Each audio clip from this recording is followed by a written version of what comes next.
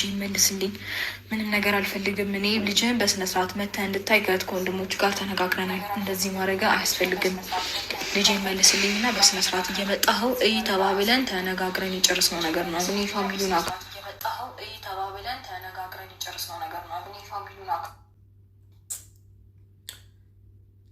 ምን ነበረ ውሻ ከሄደ ማነው ጅብ ከሄደ ውሻ ጮኸ ነው የሆነው። ሩታ ያንቺ ለምን መሰለሽ አብርሃም ይሄ ሁሉ እንዲደርስ ያደረግሽው የኔ ቆንጆ አንቺ ነሽ። ይሄ ሁሉ ማለት አይኖ ይገባኛል። አንድ የደረሰኝም ነገር አለ። ሰው የላከልኝ ቪዲዮ አለ ማለት ፎቶ አለ። እሱ ፎቶ ደግሞ ሩታ ነው የሚመለከተው። ከቻልኩኝ አድርጊ ካለኝ አላደርግላችሁ እችላለሁ ምናምን ነገር ግን ያ ሰው የላከልኝ ሰው ያው ሌላ ነገር እንዳይፈጠር ደግሞ እዚሁ አንዳንድ ነገር ልላችሁ እፈልጋለሁ። እና እኔ እውነት ለመናገር ያው አብርሃም ያደረገው ነገር ትክክል ላይሆን ይችላል። ለምን ምንም ቢሆን ገና ይሄ ልጅ ያው 6 ወሩ ነው፣ ህጻን ልጅ ነው። ካየሁት ፎቶ የተላከልኝ ፎቶ አለና ከሱ አንጻር ነውና ከባድ እንደሆነ ይገባቸዋል። ምክንያቱም ግን ደግሞ ዘሴም ታይም ሩታ አብርሃም ላይ ያደረግሽው ነገር ልክ አልነበረም። በጣም በጣም በጣም በጣም ልክ አለ አይደለ? በጣም የሚያስጠላ ነገር ነው ያደረግሽው። ገባሽ? ምክንያቱም የጥፋትሽ ውጤት ነው ይሄ። እኔ አሁን ካየሁት እንደውም ፎቶ ካየሁ በኋላ በጣም ነው ያዘንኩት፣ እውነት ለመናገር ማለት ነው። እንግዲህ ታውቁታላችሁ ሴት ልጅ ማለት ገና 6 ወር አመት ራሱ ሆኖ አንዳንዴ እንትን ይላል ምንድነው ጡት እንትን ይላል። ጡታችሁ ጡት ወተት ምናምን እንትን ይሉ ልጅ ካልጠባ ምናምን ጡት ያማል ምናምን። እንደውም አንዳንድ እናቶች ጡታቸውን እንትን ያለቡትና እንትን ያደርጋሉና ምክንያቱም ካልጠባ ልጅ እንደዛ ምናምን እናት ሁላ ሆድ ያማል።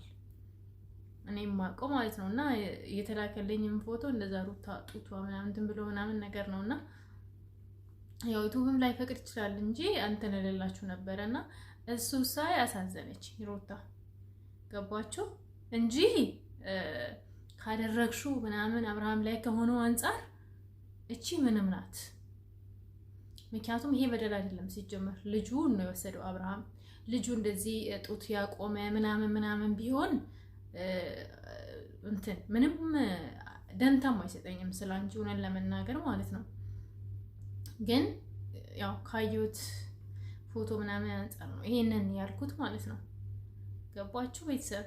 እና ያው ማለት እንደሷ ሳይሆን አብርሃም እውነት እንደ እሷ ካደረገች ምናምን አንጻር ሳይሆን ይሄንን በቃ ያለ አይደለ የእናትነትን ማለት ምን ያኔ እንዴት ነው እናት ስላለ ትረዳለህ ብዬ አስባለሁ። እና በቅርቡም ልጁን እንደሚመልስላት ሰምቻለሁ።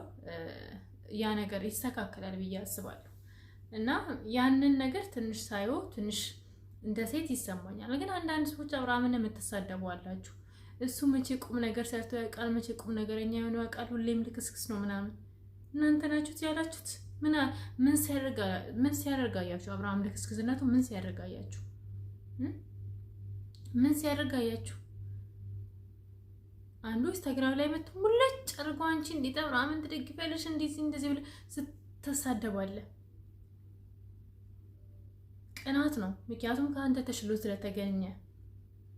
ተሽሎ ስለተገኘ ባለባበስም በምንም ማለት ከአንተ ዝም ብለህ ቁጭ ብለህ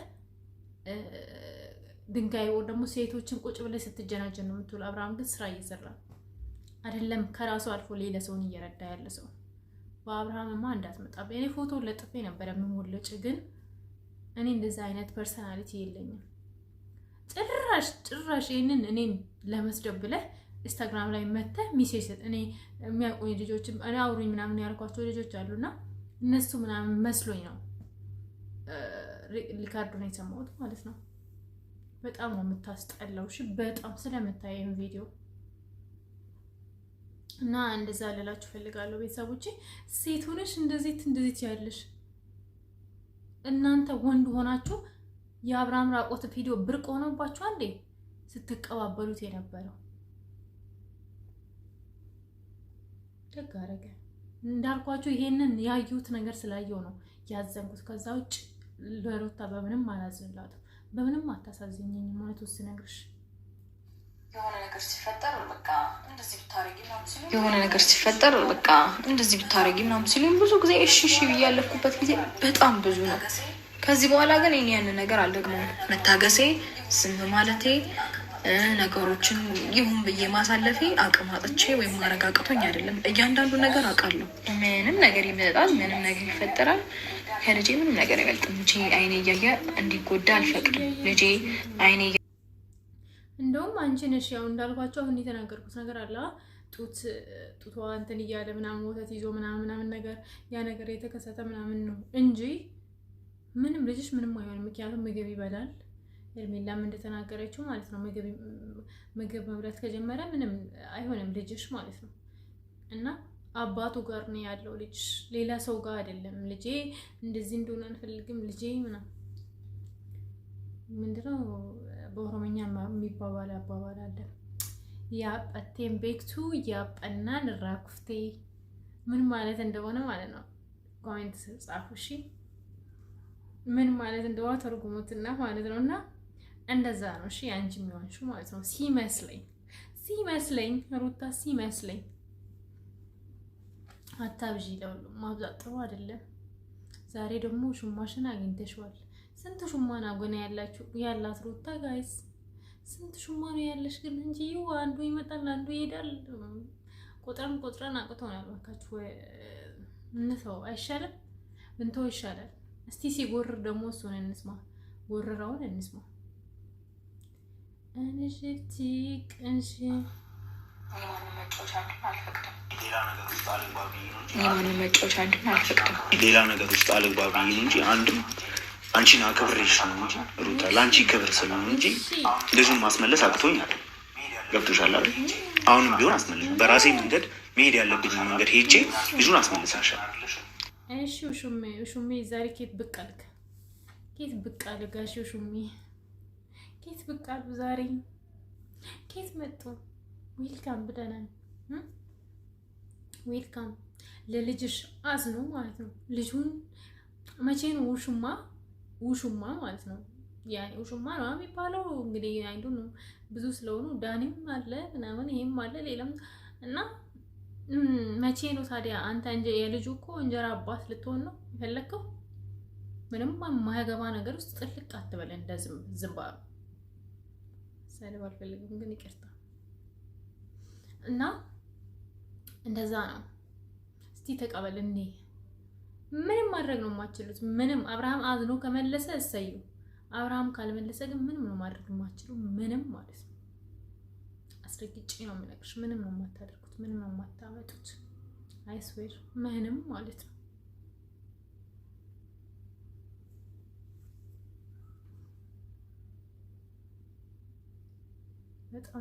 በጣም ነው እንትን ያላችሁት እኮ በጣም በቃ የሆነ በቃ አብርሃም ላይ ችክ ነው የሚሉት ጋይስ። የዋህነቱን አይቶ ችክ ያም ይመጣል አፉን ይከፍታል፣ ያም ይመጣል አፉን ይከፍታል። መስመር የሚባል ነገር አለ። አሳያችሁ ሁሉም ነገር አድርጎ ማለት ነው። እኔ እንዳልካችሁ ሴት ስለሆንኩኝ አሁን ሩታ በልብ ውስጥ የተላከልኝ ፎቶ ያየሁት ጡቷ ምናምን እንትን ብሎ አይቼ አሳዘንሽኝ እንጂ ሩታ መቼም ነው ማታሳዘኝ። እሱን አይቶ አብርሃምም ሊያዝንልሽ ይችላል፣ ልጅሽን ሊመልስልሽ ይችላል በጸባይ ከያዝሽው። ከዛ ውጪ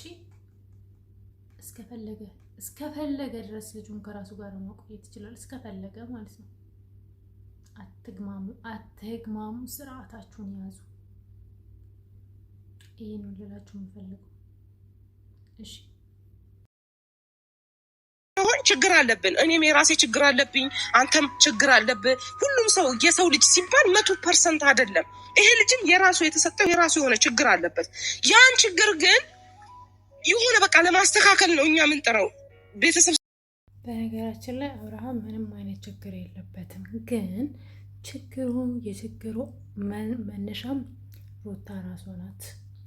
አብርሃም ይሄ ነገር ውስጥ እንዲገባ ያደረገችው እራሷ ናት።